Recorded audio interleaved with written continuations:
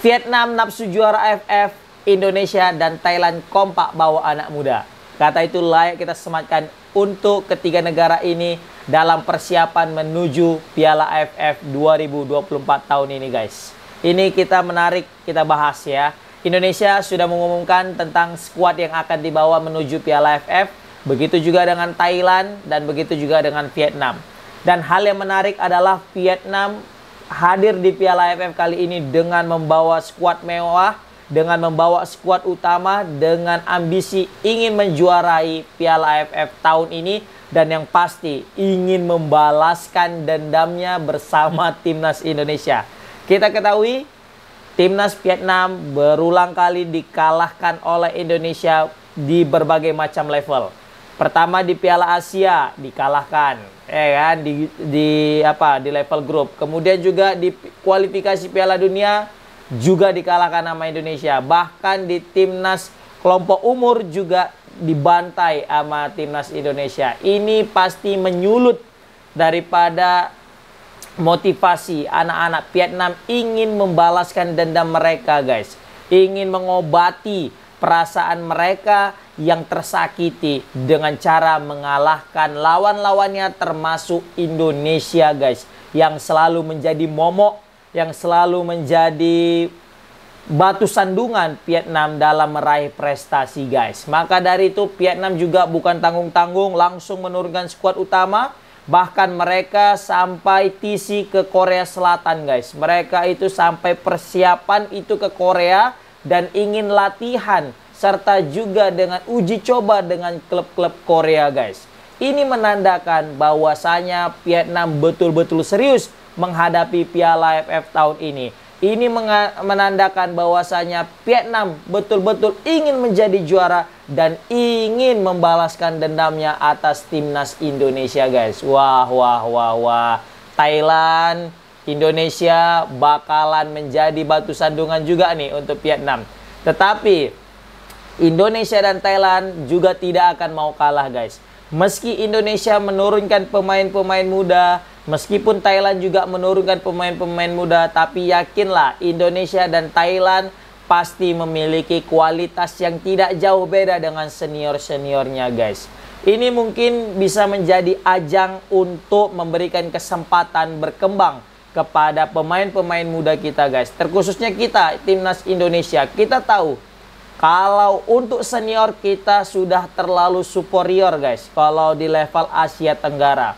Maka dari itu Coach Sintayong merubah ya susunan pemain, tidak menurunkan pemain senior, tidak menurunkan pemain andalan. Beda halnya dengan Vietnam yang betul-betul ingin mati-matian di Piala AFF kali ini, tapi Indonesia lebih untuk mengembangkan para pemain mudanya, guys. Sebenarnya wajar jika Vietnam mati-matian ya dalam Piala AFF kali ini. Yang pertama, mereka udah nggak punya kompetisi lagi, guys. Indonesia masih punya, kan? Jadi Indonesia menghindari yang tidak-tidak, menghindari yang namanya cedera, menghindari yang namanya, ya kita nggak akan tahu lah apa yang terjadi di lapangan. Layaknya Evan Dimas cedera parah, kan?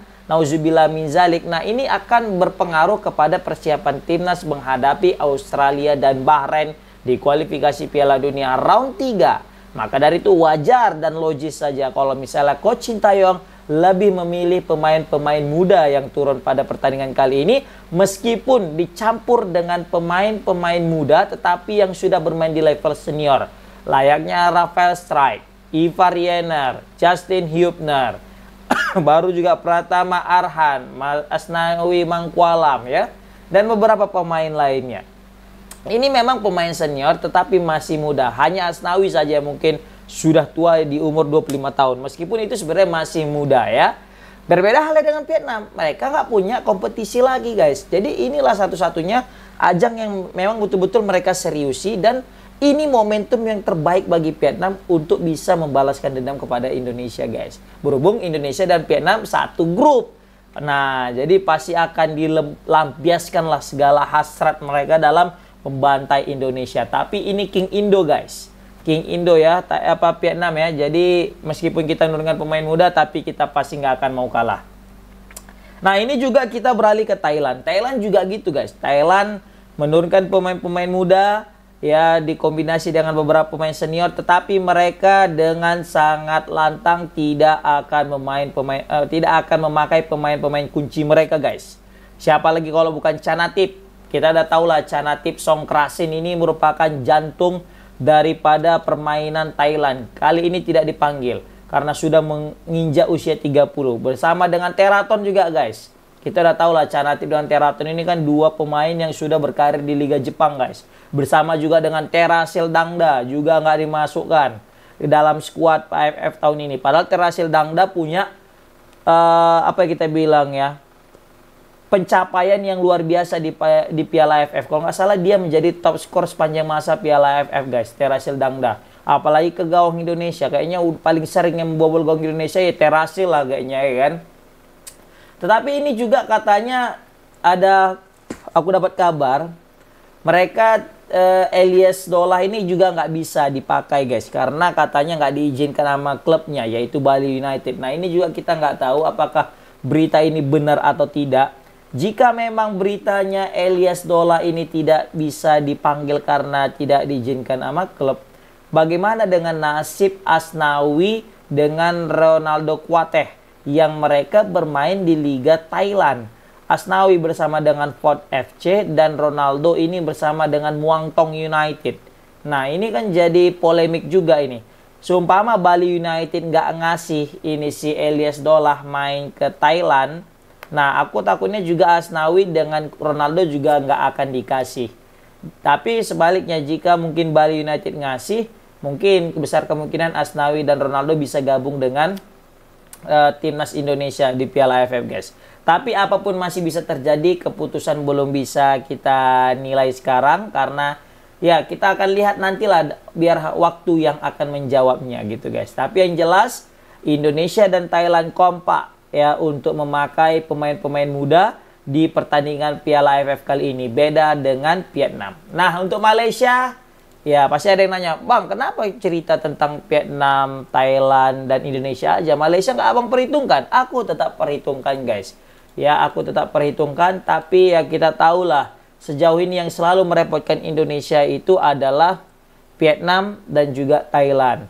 Malaysia merepotkan juga, guys. Tapi kayaknya memang kita lebih kesulitan mengalahkan Vietnam dan Thailand. Di pertandingan beberapa tahun terakhir juga ketika melawan Vietnam dan Thailand, memang Vietnam kita menang terus sih, ya kan. Thailand ini yang agak sulit.